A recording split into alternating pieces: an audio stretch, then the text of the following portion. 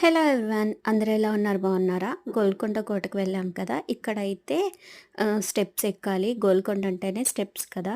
ఇక్కడ చాలామంది ఏంటంటే పసుపు రాసి కుంకుమ బొట్లు అయితే పెడుతున్నారు. అలానే ఇక్కడ నుంచి చూస్తే వ్యూ అనేది చాలా బాగుంది. మా టింపుగాడైతే ప్రతి మెట్టుకి ఇలా మొక్కుతూ వెళ్తున్నాడు. ఆడు మెట్టు ఎక్కిన తర్వాత మొక్కుతున్నాడు, చూసారా? వాడు లెఫ్ట్ హ్యాండ్‌తో మొక్కుతున్నాడు. ఎందుకంటే వాడు రైట్ హ్యాండ్‌లో తినేది పట్టుకున్నాడు అందుకని.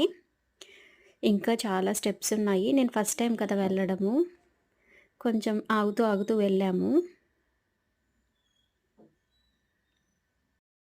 నేను, మా తోటికోడలు, పక్కన ఆంటీ అండ్ వాళ్ళ పాప డింపు వెళ్ళాము.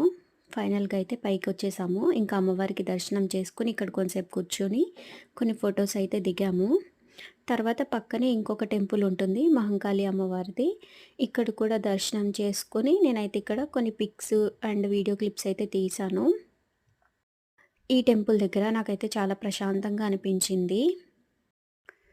అలానే ఇక్కడ కూడా కొంసేపు కూర్చున్న తర్వాత ఇంకా మేము ఇంటి దగ్గర నుంచి ఫుడ్ అయితే తెచ్చుకున్నాము. తినేసి ఇంకా స్టార్ట్ అయిపోయాము.